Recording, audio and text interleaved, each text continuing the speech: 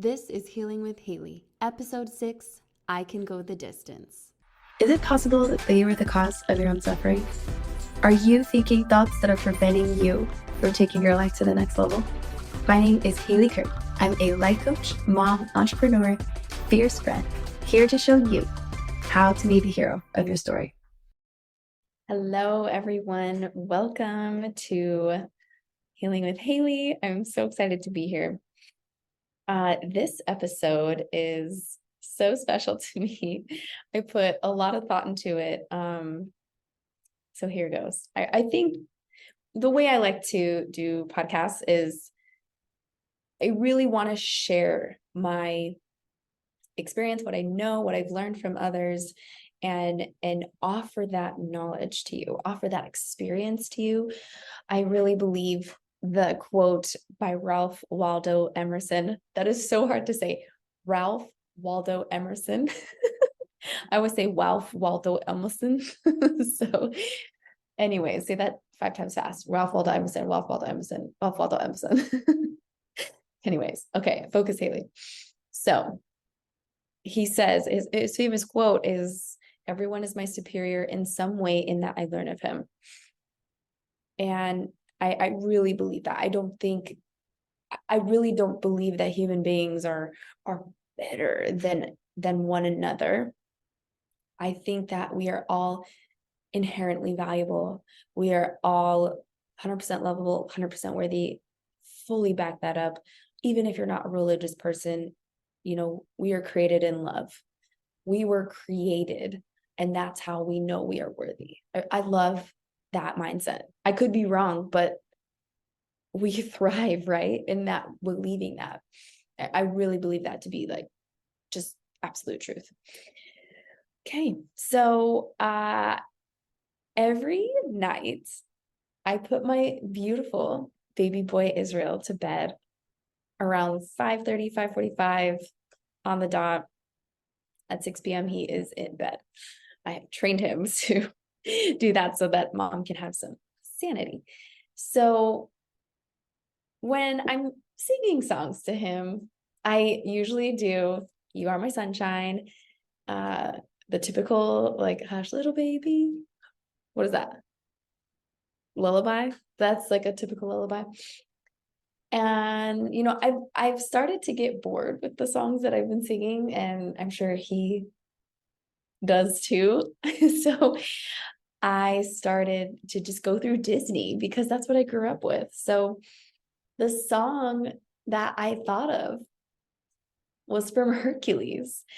I had a big crush on Hercules. I always loved how sweet he was, but he was so handsome and strong and God-fearing. I loved that about him. I thought that was so cool. And the song that just has always touched me is the I Can Go the Distance song. Oh my goodness. Like, hear these lyrics, right?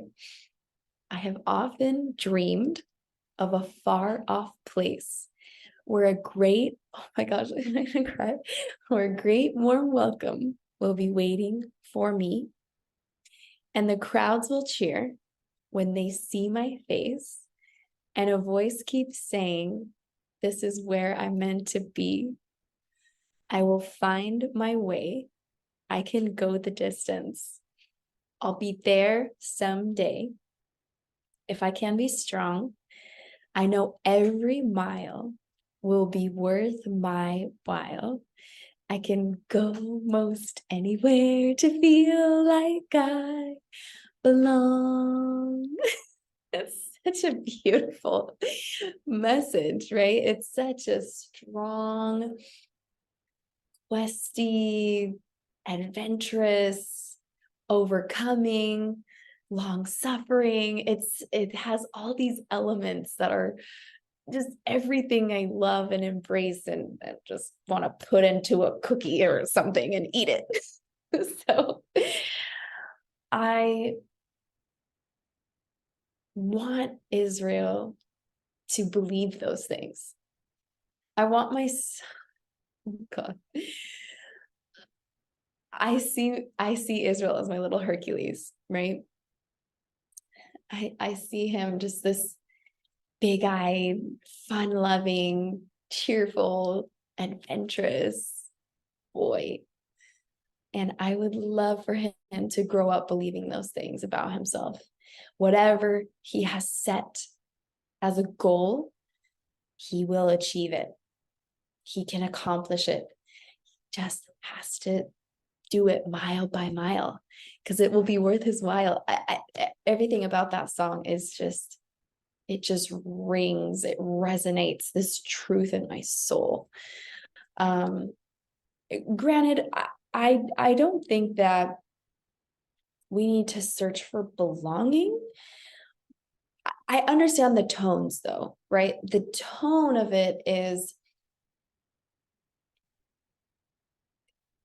unfulfilled potential, right? So like he's trying to fit in, but he doesn't fit in to his congregation, right? And it's because he's not with the right people, right? The right people see his potential. And is it Philatides? Is the trainer, right? His hero trainer. He got in touch with the right people and then was able to accomplish his goals, right? Like he was able to surround himself with people that saw the potential, embraced him for who he was, and took him to the next level. And I think that's like a coach, right? Is, you know, we have all these people in our lives and we don't even realize how much they could be taking from us, or dream crushing, or making them stay where they're at because they're comfortable, right? Dreaming is actually really scary. It is. A dream, you know, and I wrote this down. Dreams are like babies. They are so precious to us. They're so vulnerable and dependent on us. They need constant nurturing and protecting. Their life is dependent on us. Without us, they die, you know, and it, mothers out there, right? You can relate, you know, dog moms, right? Like just if you've ever had something that just really depended on you completely, that's a dream. Our dream is truly dependent on you and it will die.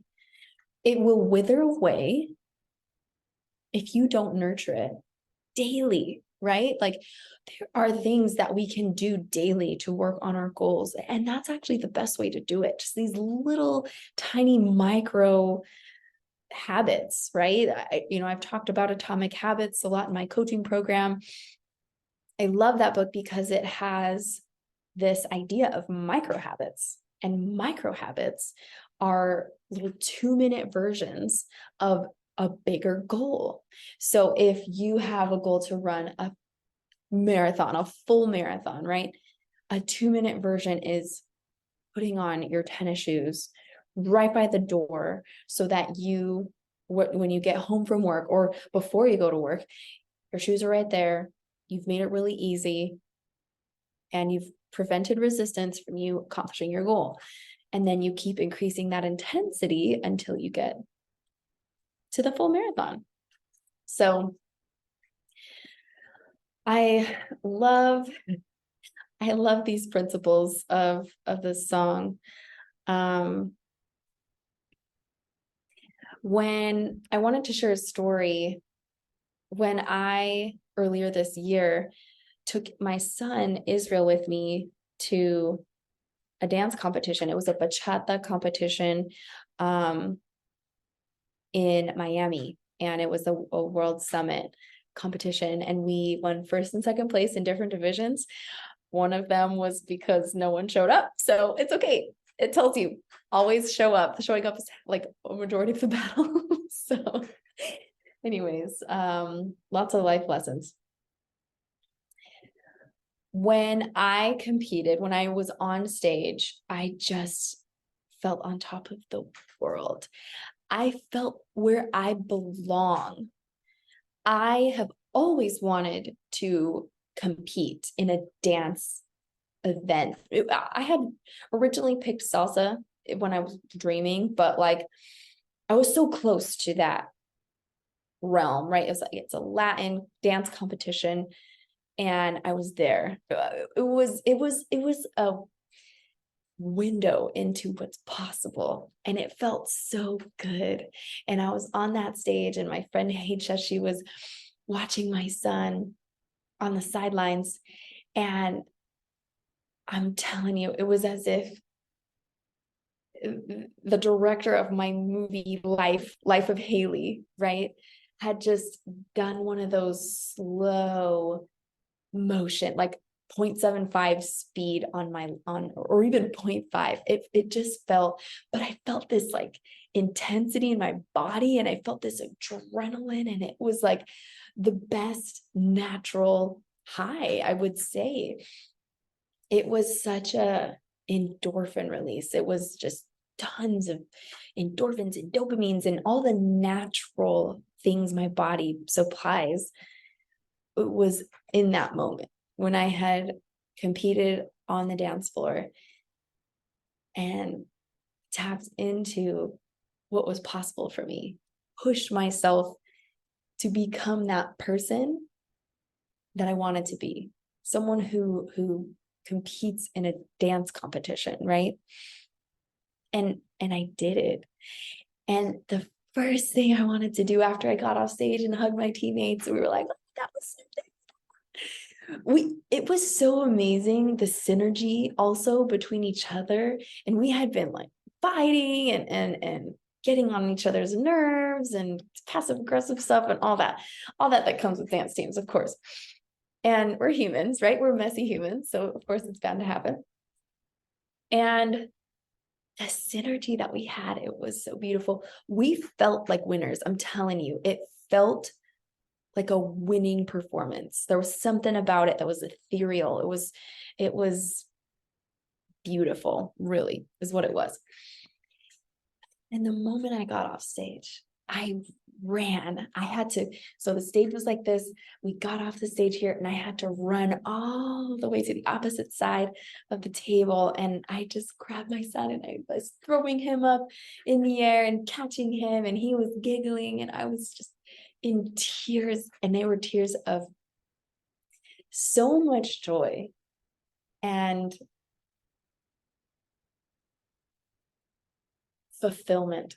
I really believe that's the word. It was an elevation of who I was, right? Like Haley before competing and Haley after competing, like turning a chapter, or like peeling a layer of skin, like becoming a new version of me. And I really believe that when we accomplish our goals and with the right energy and mindset, it feels transformational. It really does. It feels like you peeled a layer, you discovered a new version of you. It's so fulfilling. It feels so good. And I really wanted Israel to know, like, yes, being a mother has challenges, but I'm not going to let those challenges prevent me from accomplishing my goals, because I know that if I am a person who doesn't stop reaching for her goals and making you an excuse, I'm going to show up as the best mother. And I'm going to teach you through example how to accomplish your goals. It's a win-win.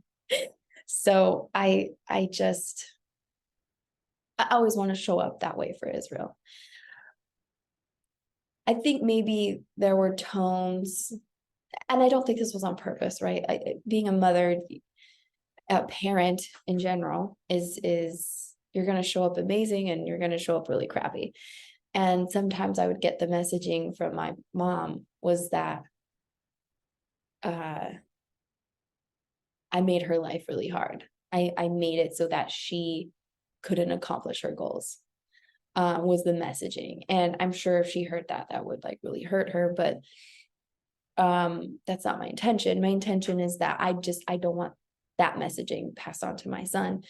I love my mother, and I understand she did her best, and I have so much respect for that, right? I just don't want Israel to think that I ever thought those things. Not that I can control what Israel thinks. I can only control me. So those are the things I will do to show up as a mother, because that's the type of mother I want to show up as. And I share these experiences with you to incite wisdom, impart, maybe inspire you, spark that hunger in you to reach for your goal. You can go to the distance. You really can. And having a dream is it's vulnerable. It's going to require a completely different version of you. It's going to require you to be uncomfortable. It's going to require you to really push through the bounds of your comfort level, your security, right? When you have a goal, whatever it is, right? If your goal is to be financially independent or wealthy, you have to change what you're doing now. And change is very uncomfortable and requires a different version of you. And that's why I love this song, because it is a different paradigm meaning a different way to view the world. And how we view the world isn't reality. It's our perception, right? So like, this is the only example I have. So I have this vase on my table, right? My perception of this vase isn't really reality, right? It's my perception. I could see it and notice, oh, like there's these slanted lines, right? And someone else could come at it and be like, oh, but you missed the straight lines. And every two lines, there's a duplicate of the slanted and the straight. And then it deviates lower and gets three, so you could pick at that however you want, but you could put two people in a room and put them back to back, right? And one of them is like, oh, I see the window, right? And oh, I see the door. And we try to say, oh no, like that's, look what I'm seeing. And they're like, no, look what I'm seeing. Like they're two different things, but they're both right and wrong, right? There's just not just a window. There's not just a door. There's a window and a door because it's a house. So these are concepts that I share with you in hopes that it will ignite your desire to chase your dream, to have hope for a better tomorrow, to give you permission to dream and allow yourself to be scared of it. Allow yourself to be uncomfortable. Allow the fear that you'll fail. And here's what's so interesting about fear. Fear isn't going away. Fear is here to stay. We just don't want fear calling the shots. We don't want fear the driver, right? We want fear to be tamed, right? Just that annoying dog, but that it's going to protect you, right? That dog is going to protect you, but it's annoying, right? but it has your genuine interests, right? But it just barks all the time. And you're just like, oh, can you please be quiet? It's not like an imminent threat. So I'm so grateful for this platform. I'm grateful for those that listen, those that share. What a beautiful age we live in where we can express ideas and we can grow and learn from so many different sources. There is not one way to live life. We are our own gurus, Buddhas. There's this intelligence within us, and I ask you to tap into that. And when the media we choose to consume, hopefully it aligns with our mission and our purpose and what resonates for truth inside of us. You guys, I so appreciate this time that you've been here with me. Bless. Take care. If you're looking to change your life in 2024, look no further. I have a coaching program built just for you. Each month, we will dive deep into limiting belief systems, thought patterns, habits, and so much more to take your life to a dream reality. Sign up for my 12-month coaching program before spots fill up. I'm only taking 15 clients who are serious about taking massive action towards their dream life. I'll see you in the program.